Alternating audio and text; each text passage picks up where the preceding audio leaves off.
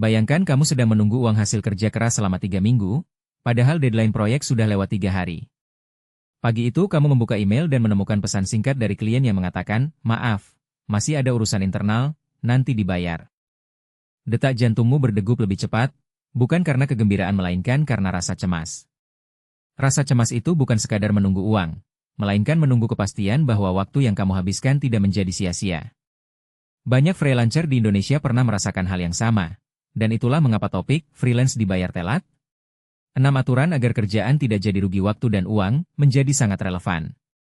Dalam video ini, kita akan menelusuri mengapa keterlambatan pembayaran terjadi, apa saja faktor yang memperparahnya, dan bagaimana kamu bisa menyiapkan diri dengan 6 langkah konkret yang tidak hanya melindungi pendapatan, tetapi juga menjaga profesionalitas dan reputasi di mata klien.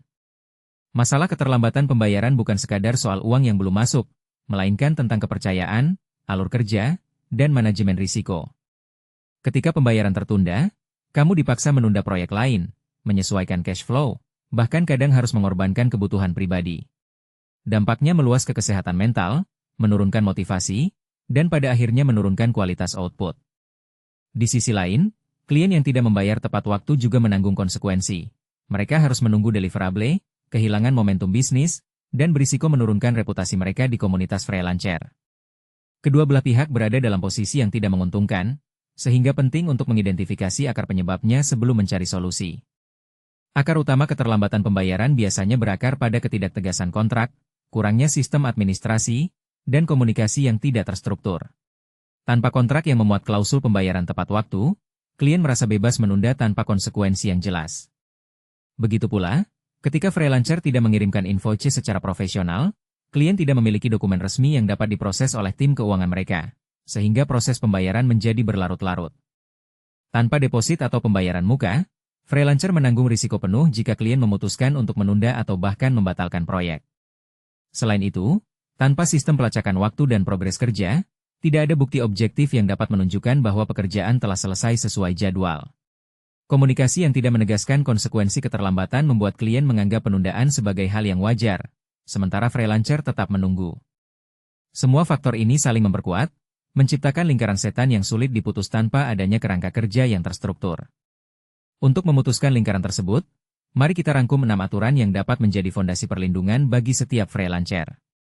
Pertama, pastikan setiap kontrak memuat klausul pembayaran tepat waktu yang jelas, termasuk tanggal jatuh tempo, denda keterlambatan, dan mekanisme penyelesaian sengketa.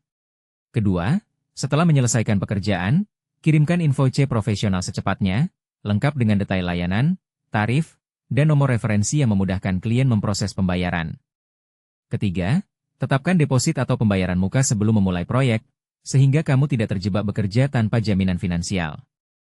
Keempat, gunakan sistem pelacakan waktu dan progres kerja yang transparan, sehingga klien dapat melihat secara real-time apa yang telah selesai dan apa yang sedang dikerjakan. Kelima, komunikasikan konsekuensi keterlambatan secara jelas kepada klien, misalnya dengan menyebutkan denda atau penundaan deliverable jika pembayaran tidak diterima tepat waktu. Keenam, siapkan prosedur penagihan dan eskalasi yang terstruktur, mulai dari pengingat pertama hingga langkah hukum jika diperlukan. 6 aturan ini bukan sekadar teori. Mereka adalah rangkaian aksi yang saling melengkapi dan dapat diimplementasikan secara berurutan dalam setiap proyek freelance. Langkah pertama, menulis klausul pembayaran tepat waktu dalam kontrak, memerlukan pemahaman tentang bahasa hukum yang sederhana namun mengikat. Mulailah dengan menuliskan tanggal jatuh tempo yang spesifik, misalnya, pembayaran harus diterima paling lambat 7 hari kerja setelah tanggal faktur. Sertakan pula persentase denda harian untuk setiap hari keterlambatan, misalnya, denda 1% dari total tagihan per hari keterlambatan. Jangan lupa menambahkan mekanisme penyelesaian sengketa, seperti mediasi atau arbitrase, untuk memberi kejelasan bila terjadi perselisihan. Pada tahap ini, penting untuk menyesuaikan klausul dengan kebijakan keuangan klien. Jika mereka menggunakan sistem pembayaran bulanan, sesuaikan tanggal jatuh tempo agar tidak berbenturan dengan siklus internal mereka. Kesalahan umum pada tahap ini adalah menuliskan klausul yang terlalu umum atau mengandalkan lisan semata. Dengan kontrak yang kuat, kamu sudah menyiapkan landasan hukum yang melindungi hakmu sebelum proyek dimulai. Setelah kontrak terpasang, langkah berikutnya adalah mengirimkan invoice profesional segera setelah pekerjaan selesai. Invoice bukan sekadar catatan pembayaran. Ia adalah dokumen resmi yang memuat rincian layanan, tarif per jam atau per proyek, serta total yang harus dibayar. Gunakan format yang bersih, dengan logo pribadi atau perusahaan, nomor faktur unik, dan tanggal penerbitan yang jelas. Sertakan pula informasi rekening bank atau metode pembayaran yang dapat dipilih klien, serta petunjuk cara menghubungi kamu bila ada pertanyaan. Kirimkan invoice melalui email yang terpersonalisasi, bukan sekadar lampiran generik, sehingga klien merasa dihargai dan lebih cenderung memprosesnya cepat. Jika kamu pernah mengalami situasi di mana invoice terlewat karena masuk ke folder spam, tambahkan subjek email yang menonjol. Misalnya, invoice 123, pembayaran diperlukan 7 hari. Kesalahan yang sering terjadi adalah menunda pengiriman invoice karena baru selesai, nanti dulu. Padahal, semakin cepat invoice dikirim, semakin cepat pula proses administrasi klien dimulai. Dengan mengirimkan invoice profesional secepatnya, kamu mengurangi ruang gerak klien untuk menunda tanpa alasan yang sah. Langkah ketiga, menetapkan deposit atau pembayaran muka sebelum memulai proyek, berfungsi sebagai jaminan finansial dan sinyal komitmen dari kedua belah pihak. Umumnya, deposit berkisar antara 20% hingga 50% dari total nilai proyek, tergantung pada kompleksitas dan durasi kerja. Saat menyepakati deposit, cantumkan dalam kontrak besaran persentase, tanggal jatuh tempo deposit, dan konsekuensi bila deposit tidak diterima. Misalnya, proyek tidak akan dimulai hingga deposit diterima.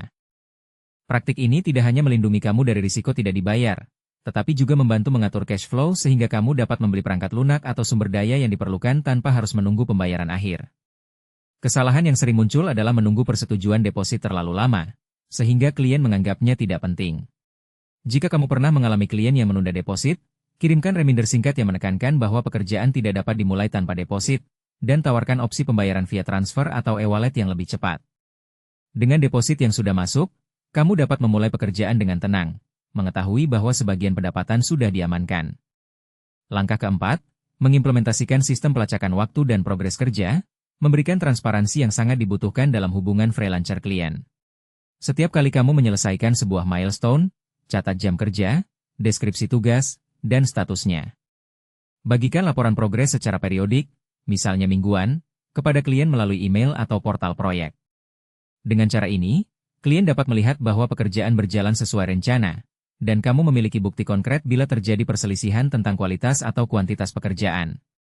Kesalahan umum pada tahap ini adalah mencatat hanya secara kasar atau menunda pembaruan laporan, yang kemudian menimbulkan kebingungan. Jika kamu pernah mengalami klien yang menolak membayar karena tidak ada bukti kerja, pastikan kamu memiliki log yang terperinci, termasuk screenshot atau rekaman layar yang menunjukkan progres. Sistem pelacakan yang baik tidak hanya melindungi hakmu, tetapi juga meningkatkan kepercayaan klien, karena mereka merasa terlibat dalam proses. Langkah kelima, mengkomunikasikan konsekuensi keterlambatan secara jelas kepada klien, merupakan bagian penting dalam mengatur ekspektasi. Setelah kontrak dan invoice disepakati, sampaikan secara tegas bahwa keterlambatan pembayaran akan berakibat pada penundaan deliverable atau penambahan denda harian. Ungkapkan hal ini dalam bahasa yang profesional namun tidak mengintimidasi. Misalnya, apabila pembayaran tidak diterima dalam jangka waktu 7 hari, kami akan menunda pengiriman final sebesar 1 hari kerja per hari keterlambatan. Pastikan konsekuensi tersebut sudah tercantum dalam kontrak, sehingga tidak ada ruang interpretasi. Kesalahan yang sering terjadi adalah menghindari pembicaraan tentang denda karena takut menakut-nakuti klien. Padahal, kejelasan tentang konsekuensi memberi sinyal bahwa kamu menghargai waktumu sendiri. Jika pernah ada klien yang menolak denda, tawarkan alternatif seperti penyesuaian jadwal atau diskusi ulang mengenai prioritas tugas, namun tetap pertahankan prinsip bahwa pembayaran tepat waktu adalah prasyarat. Dengan konsekuensi yang jelas, klien cenderung lebih memperhatikan tenggat pembayaran. Langkah ke-6, menyiapkan prosedur penagihan dan eskalasi, melengkapi rangkaian perlindungan yang sudah kamu bangun. Prosedur ini dimulai dengan pengingat pertama yang dikirim 1 atau 2 hari setelah tanggal jatuh tempo, berisi permintaan sopan namun tegas untuk melakukan pembayaran. Jika tidak ada respons, kirimkan pengingat kedua dengan menambahkan informasi denda yang akan dikenakan. Pengingat ketiga dapat berisi peringatan bahwa langkah selanjutnya adalah melibatkan pihak ketiga, misalnya konsultan hukum atau agensi penagihan. Selama proses ini, catat semua komunikasi dalam satu tempat, sehingga jika harus beralih ke jalur hukum, kamu memiliki jejak digital yang lengkap. Kesalahan umum adalah menghentikan komunikasi setelah 1 atau 2 pengingat, atau malah mengirimkan nada yang terlalu agresif sehingga merusak hubungan. Jika kamu pernah mengalami situasi di mana klien mengabaikan semua pengingat, pertimbangkan untuk mengirimkan surat resmi melalui pos, yang seringkali lebih dipertimbangkan oleh pihak administrasi. Prosedur yang terstruktur memastikan kamu tidak terjebak dalam kebingungan atau menunggu tanpa batas, serta memberi sinyal kuat bahwa kamu serius menegakkan hakmu.